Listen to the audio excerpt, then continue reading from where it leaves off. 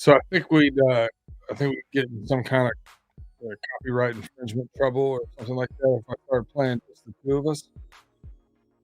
I'll do that, Tim. Well, yeah, here we are. At least you still have daylight, looks like, in your background there. Yeah, it's not all dark and gloomy. The Seahawk tears have soaked up, and it became 70 degrees outside and sunny. I love this time of year, but man, I hate when it starts getting dark at 7. Yeah, Especially since the puppy I can't see once he gets 6 feet in the yard. I gotta put a bright purple collar on him. Why don't you try to chase 6 chickens in their chicken coop? It's even more fun. I'm not chasing any chickens. I'm not chasing any chickens. That's it. That's the last thing we talk about before we get into the show.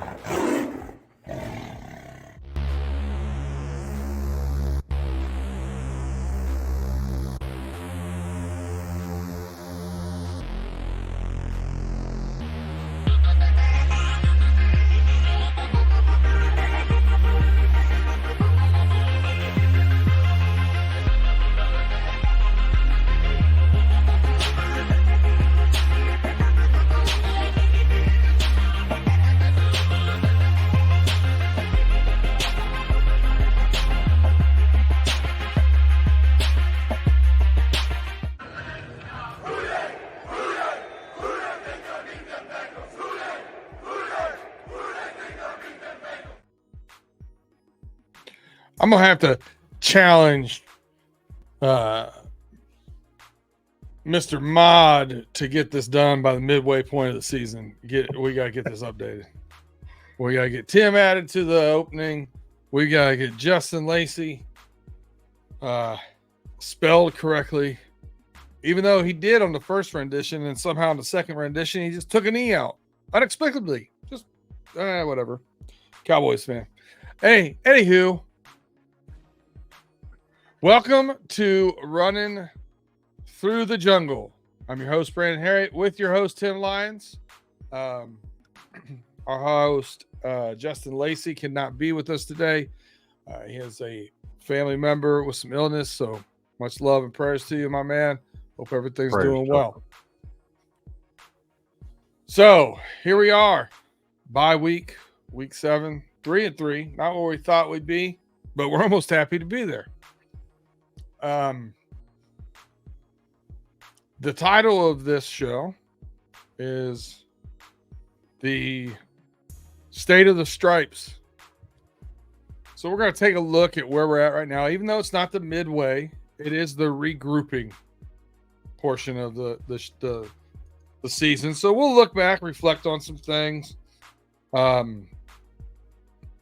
We'll talk about some things that have happened, where we see what we've seen so far, where we see it going from here. But for those of you watching on YouTube, thank you. Hit that thumbs up. Share us with your friends.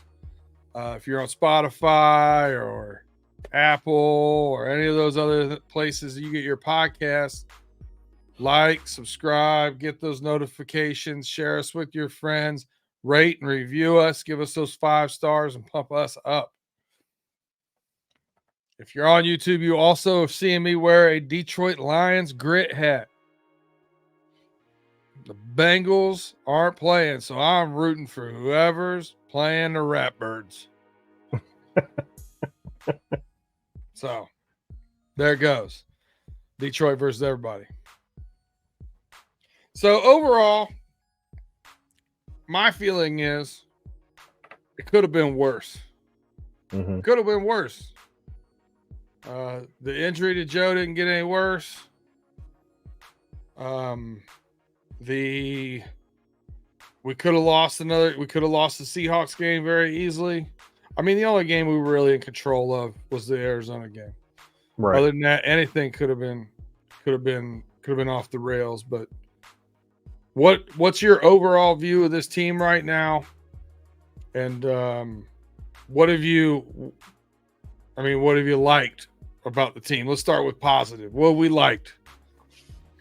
I like how the defense has stepped up. We said that during our roaring reaction on Sunday or Monday when we recorded it. Sorry, The defense, of course, defense has turned it around. They showed improvement in the last 6 weeks. That's a plus. It's good. Another plus for me is Joe Burrow is not mobile anymore. He's got some of that movement back. Getting off the spot a little bit. Yeah. Yep. Move out of the pocket. Jamar Chase, of course, 7-11. He's always open. And then of course, like you we were talking about, or you sent me about, was the young players that we have on the defense. That is, it's been a big plus, because question at the beginning of the year was, what are they going to do without Jesse Bates and Von Bell? Oh, what are they going to do? That's a big loss. Well, Dax Hill, Battle, DJ Turner, CTB, those guys are stepping up. They're making some big improvements. I'll tell you, I would argue that Dax Hill is a step up from what we had last year. Yeah. Oh, definitely. That's crazy to think of. I would have never thought that going into the season. And I'm a Michigan guy and a Dax Hill supporter. I wouldn't have expected him to be an upgrade over Jesse Bates or Von Bell. But I think he has been, man. Yeah, he's in these first 6 weeks, he's balled out. Sacks, interceptions, tackles for losses, pass deflections. He's doing his job. He's doing what he's on that field to do. And, it's nice to see Lou mixing it up and having him, doing what he's out there to do. Yeah.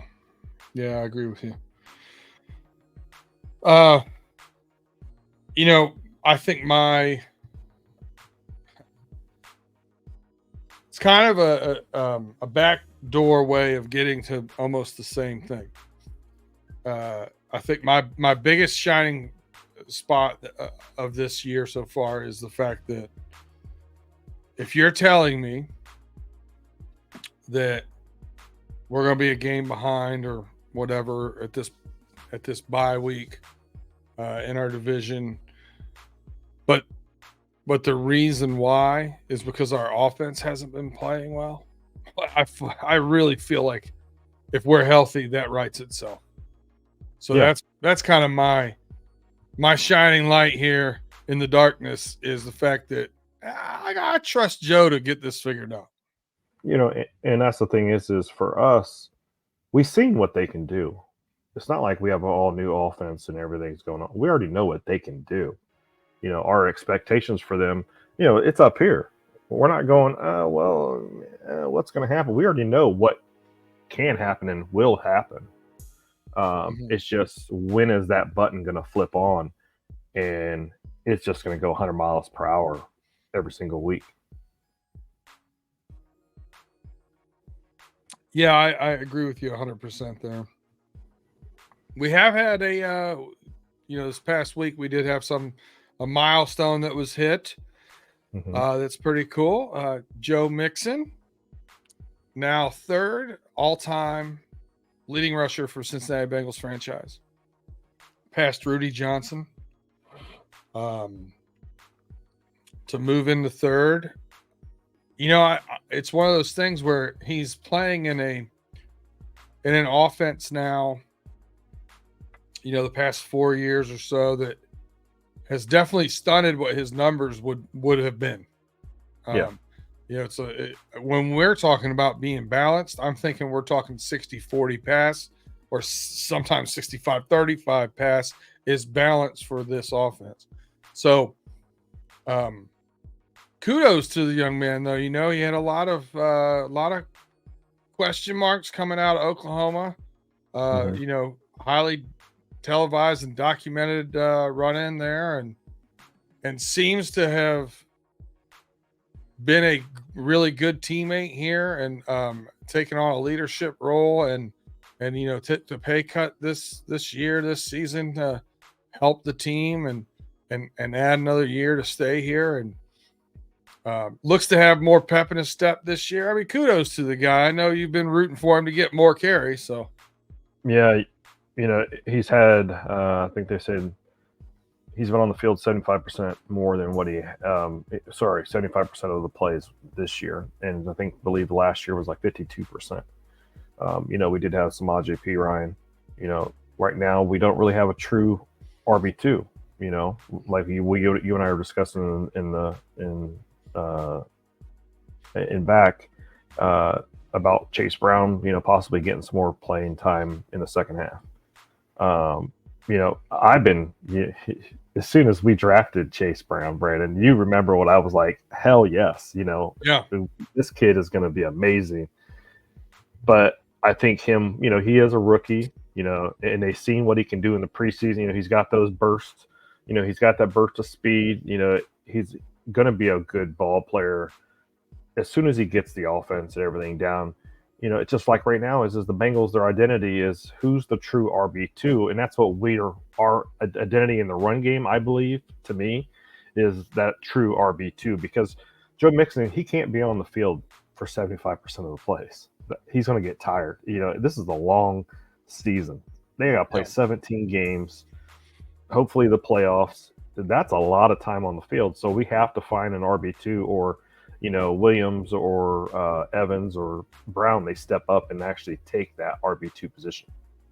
Yeah, I really think the thing with Chase Brown, I think he'd be a great third down back as far as catching the ball, the backfield, doing these other things. But there's obviously trust issues with the youngster as far as picking up the blocks, reading where the blitz is coming from. And I listen, I don't think there's any question about the character of the guy. I think he's going to put his nose in there. But I just think it's about, technique, reading, and executing on those blocks. And you can't have that. Especially when we've been getting up, all of our pressure comes up the middle. Yeah, immediately. It's like on top of you, and if you're having to assist on a chip block or one of those things, I was worried about a chip block on tackle. I didn't know if we were going to be able to cover left and right tackle chip blocking. Those guys have held up pretty well. I mean, Brown's given up a couple where he's gotten beat around the edge. That's going to happen in this league. I mean, they're crazy athletes out there, but it's not very often. And I'm not saying it's great tackle play, but it's good tackle play. The weakness has been at left guard, dealing with some of the better rushers in the interior defensive line. So if you can't pick up that block, oof. I mean, last week or was it 3 weeks ago? 3 weeks ago, I still remember it.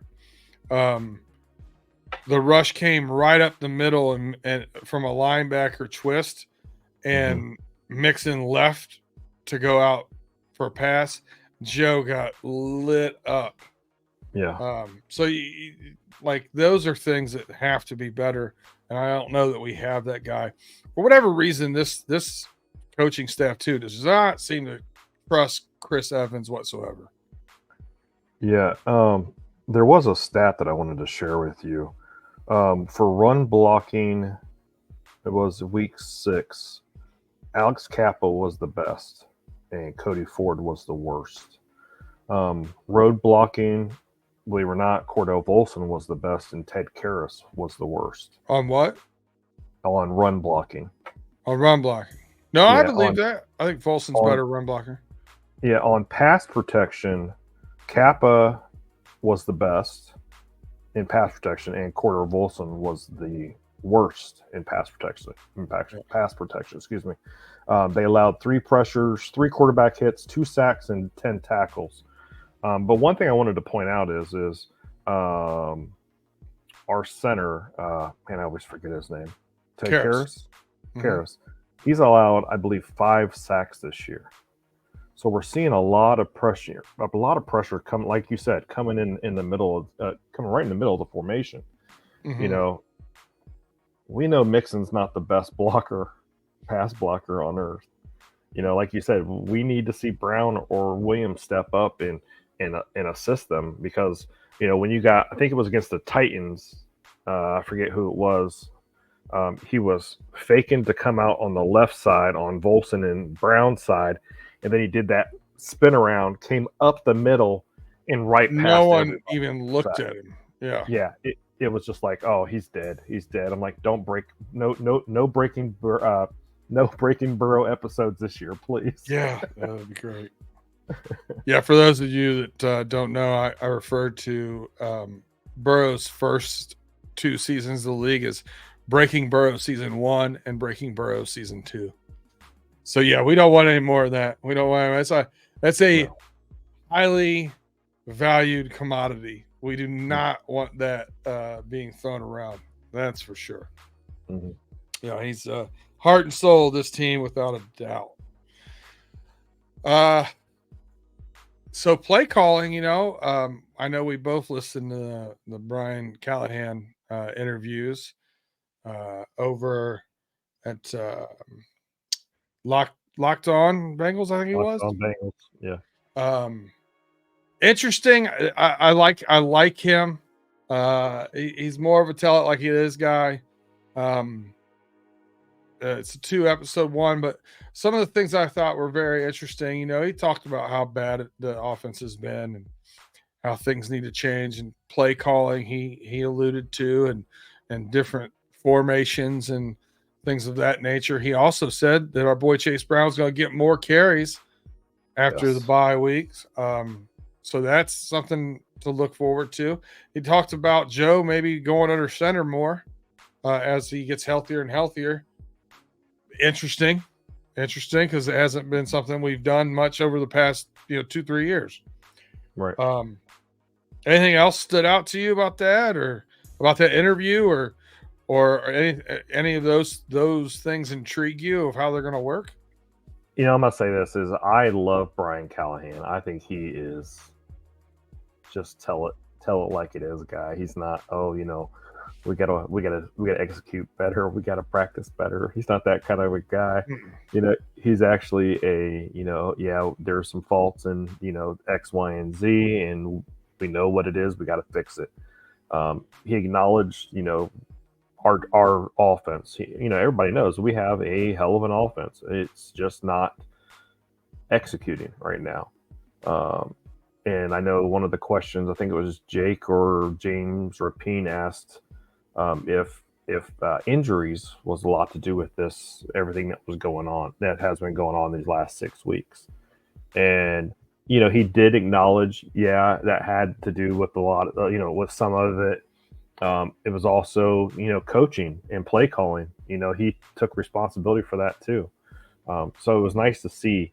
He's no BS kind of guy, which I like to see. He's not like, we got to execute better. We just got to, do this and that. He tells you exactly what it is. No, and it's very interesting because his boss does the play calling. Right. That was very interesting to hear him say. I'm like, okay. I mean, I agree with him, but I don't know if I throw my boss under the bus like that, but whatever. He also talked about how every season there's that kind of moment where everybody, like, you have to shake everything up. You got to shake everybody up. Everybody's got to, be held accountable. You got to bark at some people, and somebody's got to fall in line, because it's just the way it is, man. It's just, you got a bunch of professional athletes. I get it. But yeah, I thought it was a very good interview. It's a good listen. If you haven't checked it out, it's worth checking out. But then come right back over here to Run Through the Jungle and listen to us for the rest of the season. Yes. Yeah, very, very good stuff. We went back and forth about play calling versus execution. I'm a more 60-40 probably play calling guy. I think you've been a little bit 60-40 probably an execution guy. Mm-hmm. But I don't think it's pendulum swinging one way or the other. I don't think it's, if someone else did the play calling, all of everything would be solved. No, we'd still have some problems. We're still not executing on some of those plays, regardless of what the play call is.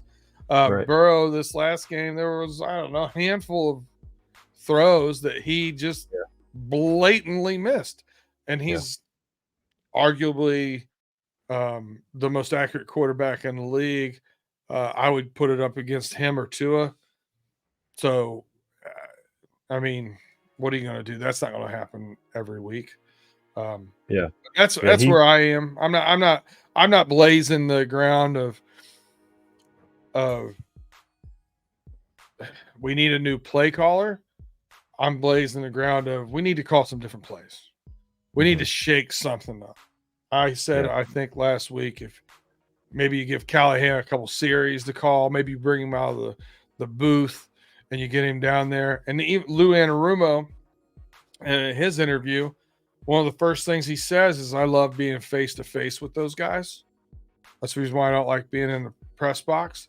He referenced this last game when he went up.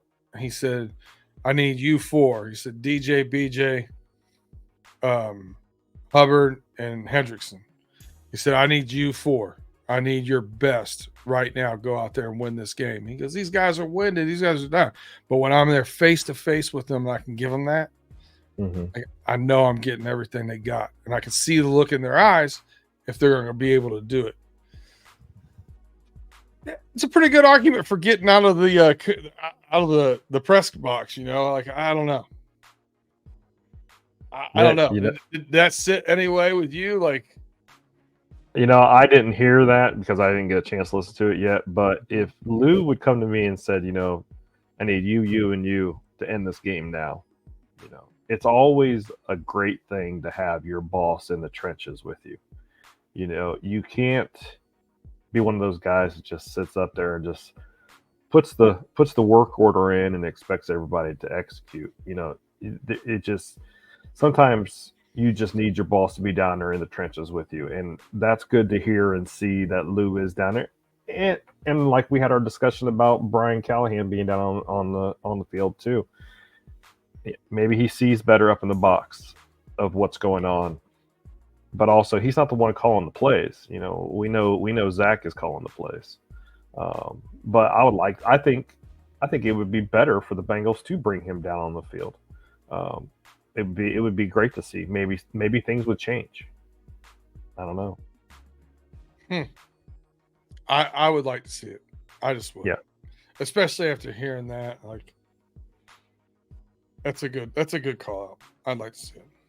All right. For those of you watching on YouTube, pause for a few seconds here.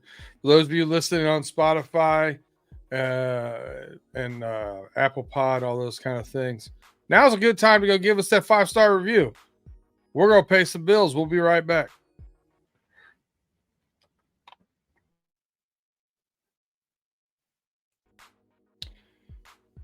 All right, we are back. Running through the jungle on the Fans First Sports Network.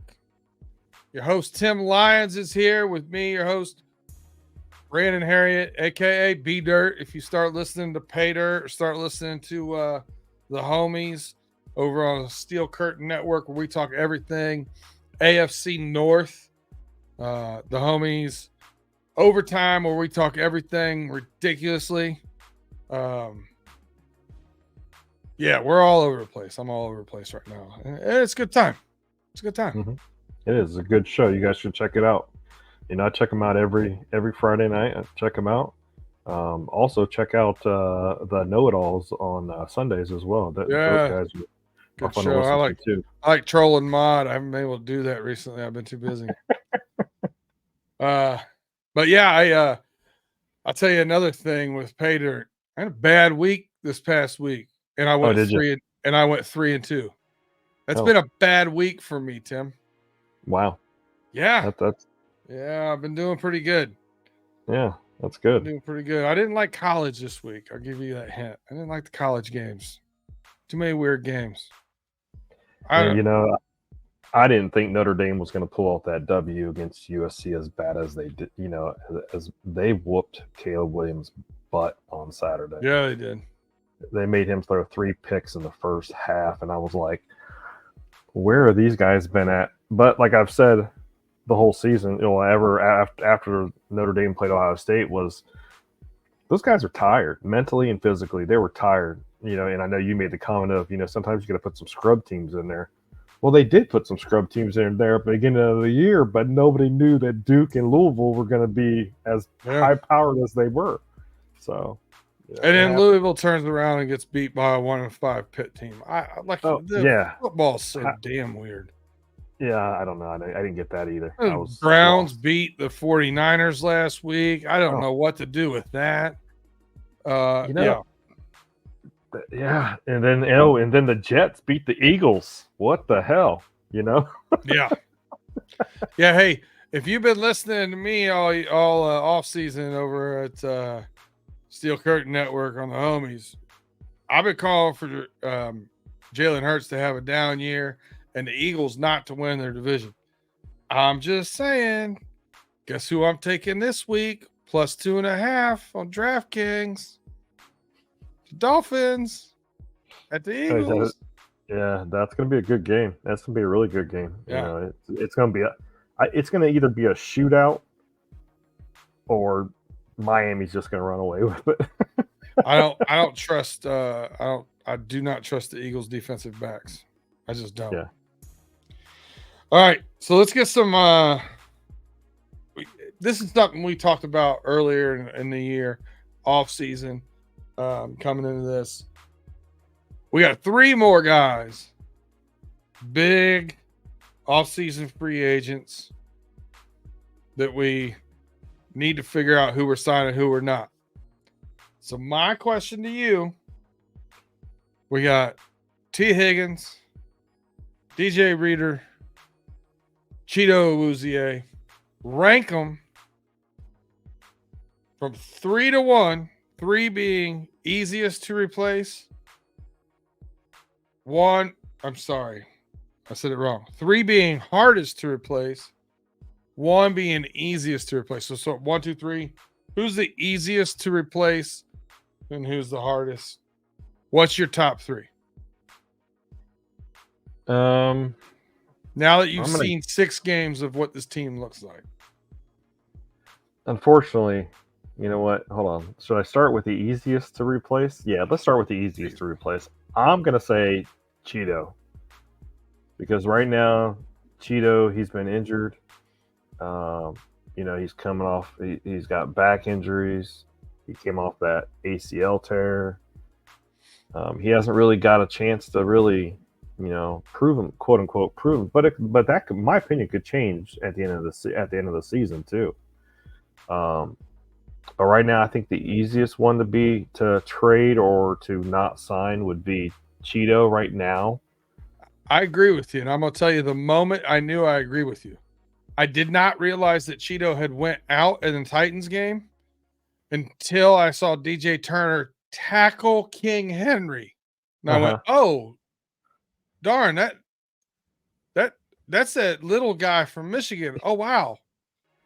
Yeah, I agree with you. I think Cheeto would probably be my pick also as the easiest to replace. And I don't want Cheeto to be mad at me for saying that, but I don't want Cheeto to be somewhere else. But I also don't think we should spend $15 million on a corner right now the way our other corners are playing. Exactly. With CTB stepping up, with DJ Turner playing the way he is, and we still haven't seen DJ Ivy yet either. No. When are we going to see that cat? So I would say Cheeto would be my easiest one right now. Middle guy, you're not going to agree with me on this one, but I really don't care. I'm going to say T. Higgins. He's going to be my middle guy because I can't read that. Your chicken scratch is crap. Right here. Okay. Oh, so you agree with me. Number 2, T. Higgins. So you agree with me. So T. Higgins, don't get me wrong. He has played great ball for us. He has played great ball for us in the last 2 years. Right now, I'm kind of questioning what's going on with him. Is it because he's got broken ribs? But what happened the games before that as well, before the broken ribs?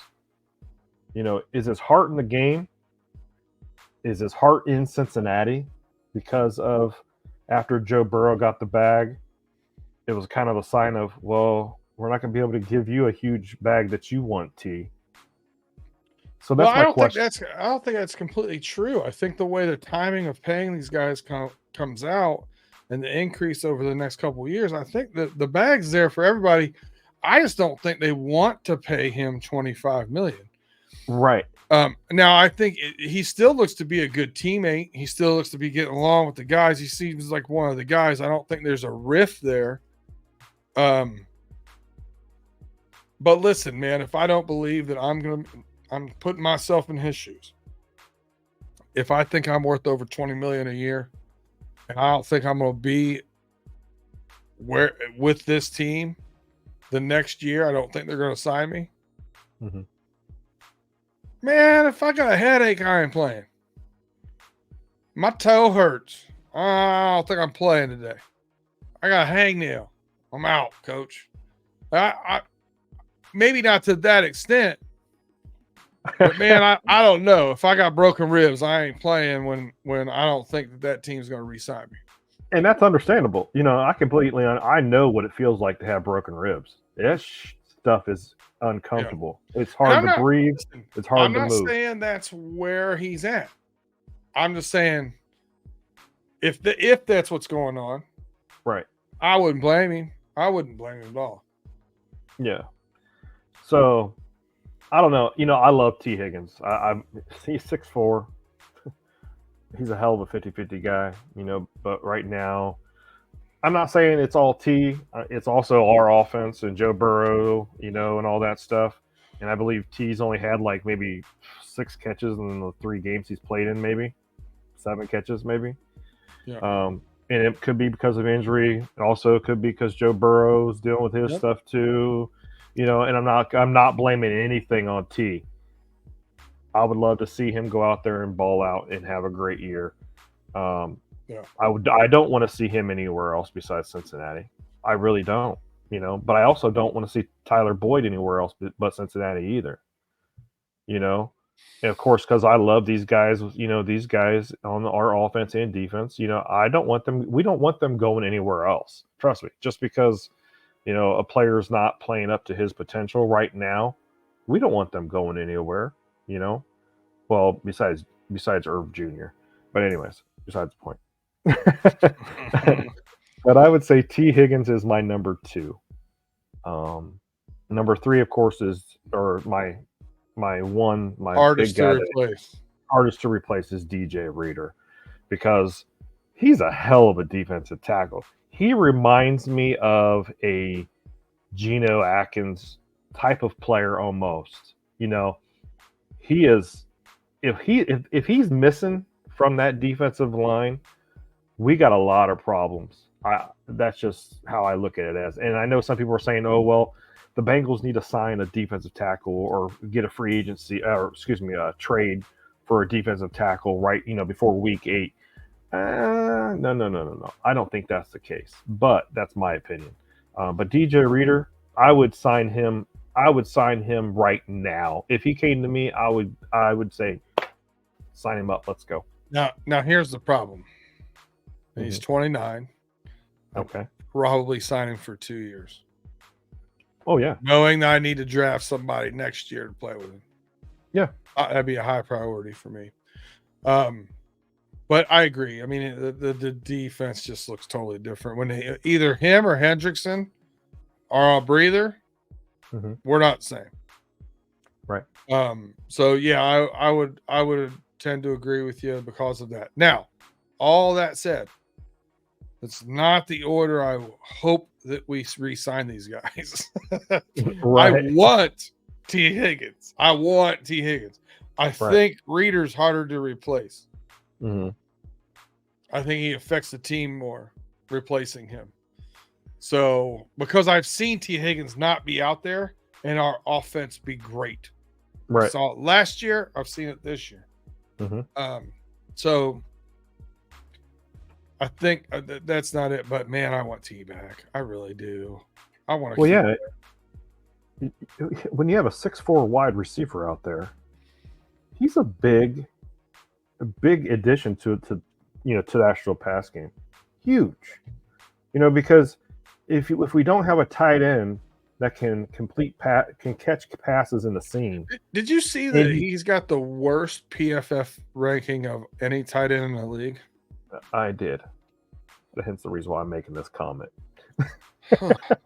So Man. if you have a tight end that's not catching the balls in the seam and not doing real good, you could easily put T. Higgins, in running seam passes easily. It's just when it comes to the tight end position right now, I'm sorry, but I would either cut or trade Irv Jr. right now. But I don't even think we would get anything for the trade, to be honest with you. And I would love, I know all the rumors are like, oh, what about Kyle Pitts being traded to the Bengals or Darren Waller to the Bengals? Oh, that's all. Oh, I would love that fantasy in a heartbeat, but we know it's not going to happen. There's no way they're going to give the world for a tight end. I don't see it happening. Let me ask you this. With where we're at right now, and I get why they did it. I'm not torching Duke for his pick here. But we're a win now, right now team.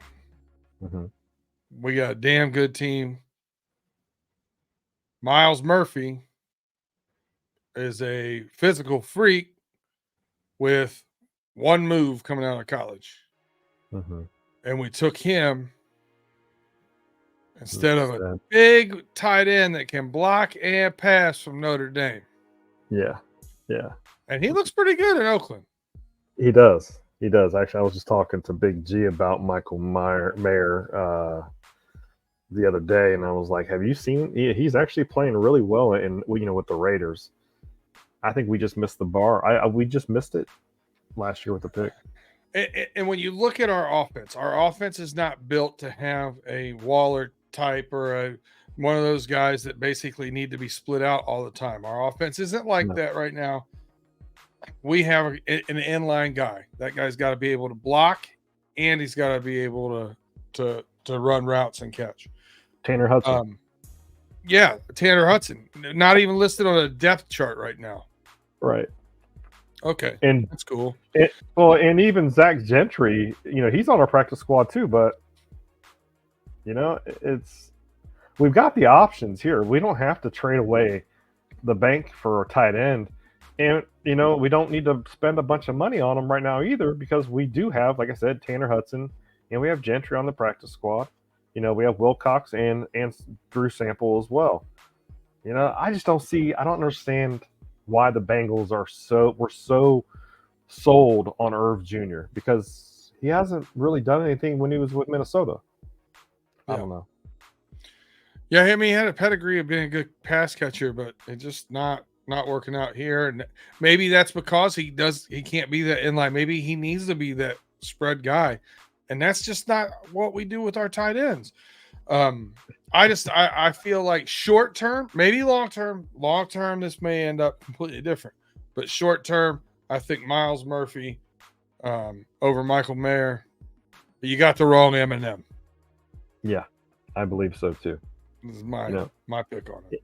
I know when the Bengals signed Irv Jr., I was like, he came in with Kyle. That's what I thought. It could have been interesting, but the thing is when you're not playing because you got Kyle Rudolph, and then they brought Hawkinson in from Detroit, I'm like, what's wrong with the guy? What is wrong with him? I don't know. I'll shut up now. Yeah, I agree with you. But so picked on Miles Murphy a little bit. He caught stray there. We knew what he was when he came in. He's been just who he thought he would be this year. I think he's going to be more effective for us next year. But we've had some youngsters, year one and year two guys, playing really well. You've alluded to a little bit of it when we talked about Cheeto. Cam Taylor-Britt, Dax Hill, DJ Turner. Man, you can even throw Jordan Battle in there. He's played pretty good. Yeah. But those three guys have played really well. Yeah. I think the future of our defensive backfield looks very bright. Mm-hmm. Yeah, in the 2 years that we've had CTB and Dax Hill, CTB actually has 83 tackles, 2 forced fumbles, 2 interceptions, 1 touchdown, and 6 pass deflections. He's doing pretty good for 2 years in with the Bengals. Dax Hill, 61 tackles, 1.5 sacks, 2 INTs, 5 pass deflections. Doing pretty damn good to me. And Turner, 12 tackles this year and 2 pass deflections. I think that, like, you and I discussed before, I feel like it's an upgrade from what we lost to what we have now. Like I said, like we said before, everybody was worried about, we lost Von Bell and Jesse Bates. Don't get me wrong, I loved Von Bell. I was sad that he left and went to Carolina. But when Jesse Bates left and went to Atlanta, I was like, well, good luck to him. I enjoyed having him here in Cincinnati for the years we had him, but good luck to him. And our rookies that we drafted last year and the rookies we drafted this year, they did a damn good job picking those guys out. They did a really good job. I agree 100%. I think overall Duke Tobin's done a really good job with personnel. Pretty nitpicky when you're saying Miles Murphy is your issue. Seems to be a good motor guy, freak athlete. He's learning from 2 of the best in the league. Like I think he's going to be good as a pro. It's just going to take him a year or 2 to get assimilated with the league. Yeah, it's going to be hard for Murphy because you got Hubbard and Henderson on that field a lot of the plays. The only time they're coming out is when they're winded and like, hey coach, I need a break. And Murphy comes in and gets, I don't know how many downs he's been playing this year. I know I've seen 99 on the field a couple times. Yeah, not a lot, but he's giving some guys some breathers. Yeah, more so when Osai was out. Yeah, what do you expect? He's a rookie, unless he's out there balling like Hutchinson or Karloftis from the Chiefs. There's nothing you could do. You got two veteran bookends. I'm sorry, man, but you're gonna have to wait until it's your turn. Boy, Hutchinson, he's nasty. He is. I knew he was really good coming out of Michigan. I did not expect him to get to the pros and do what he's doing. He's just, he reminds me of I'll say / like TJ Watt / Bosa, one of the Bosas. Oh, you see that 97 right there? Yes, I see that 97. Little signed jersey. Nice. Right there. Little signed Hutchinson jersey. Courtesy of my man John Klein from Hailgate. Look it up. If you don't know, you better ask somebody. Man, but some good stuff. Yeah. This there. That one? See that little mini helmet there? Mm-hmm. I was hanging out with Braylon Edwards last weekend at the game. Did you get it signed? Got it signed. Nice. It said to the best tailgate chef, Braylon Edwards, #1, go blue. That's a lot to put on a mini helmet too, by the way. Yeah, right. The guy signed a lot of autographs to be that good. Yeah. He knew where to go with the different inscriptions down the thing. It was pretty cool. All right. And by the way, Braylon Edwards, great guy. Great guy. Yeah. It's very, very cool. Nice. All right. Meat and potatoes. When we're talking about the state of the stripes. I think you know where I'm going to go with it because I've been saying I'm still buying stock. Mm-hmm. Buying low. Give it to me. Mm-hmm. I'll buy your stock if you're selling. No. But let me hear what you think. And if you want me to go first so you can meander through the remaining schedule, because we play some dogs. Yes, we played the Bills. We played the Ravens, Steelers twice. The Vikings game looks a lot easier than it did at the beginning of the year. Mm-hmm. We play the Chiefs. We end with the Browns. We play the 49ers coming back. We'll play some dogs. Mm-hmm. Last 11 games, what do you think our record's going to be?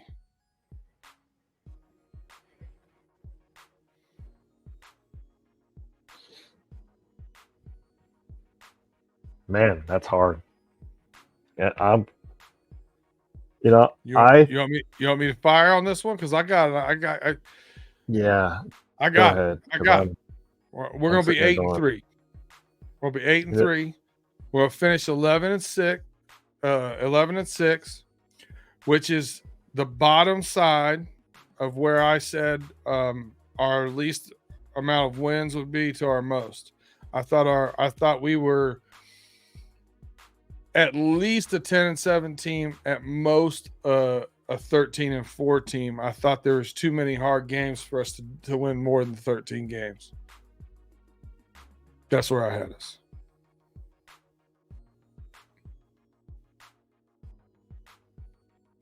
Eight and 3, there it is. Boom, yeah. shakalaka.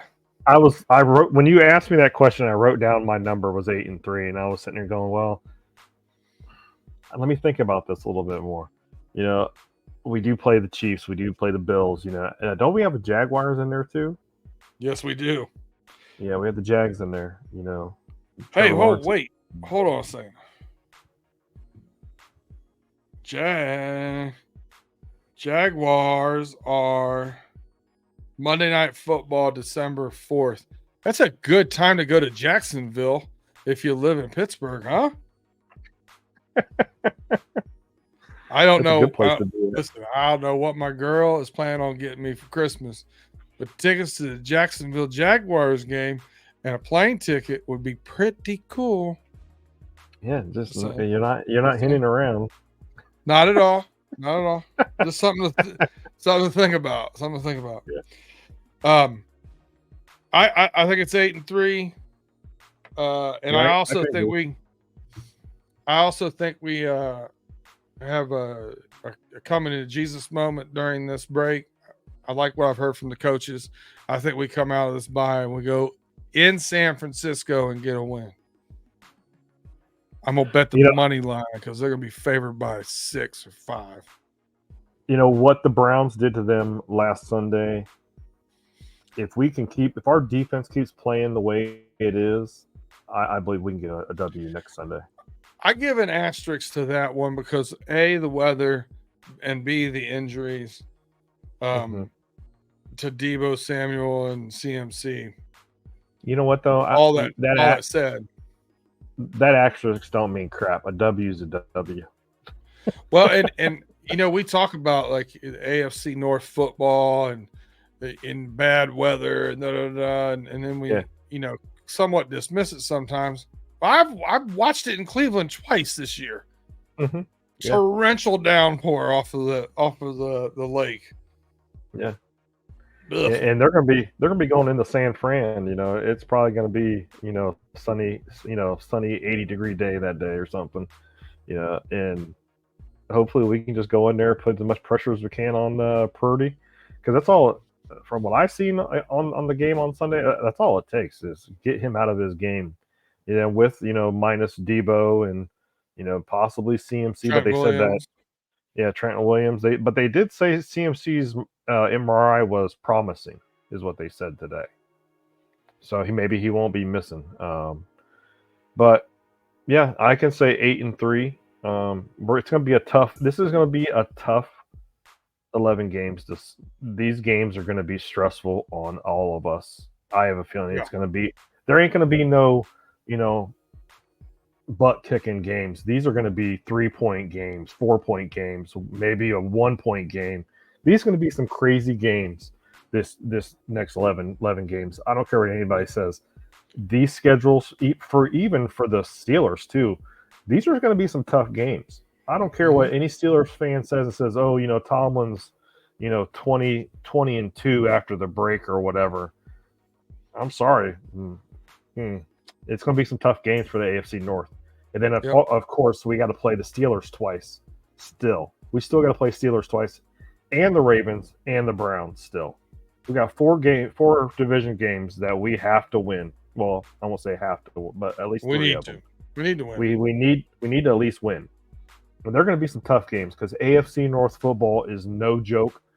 It ain't a walk on the beach at all. Not in the AFC North. AFC North is the toughest football in all of NFL.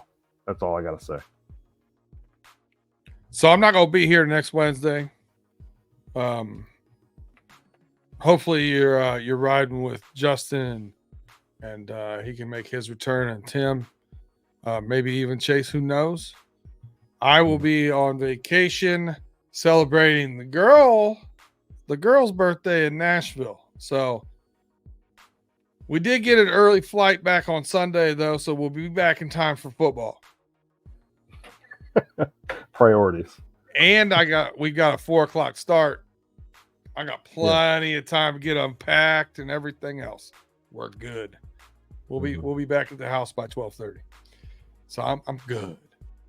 Nice. Order some pizza, do some laundry, watch the Bengals win. You're gonna get my prediction right now because I'm not gonna be here next week. 27-17. Bengals go into San Francisco, get the dub. Book it. Hooday. Any closing thoughts, Tim?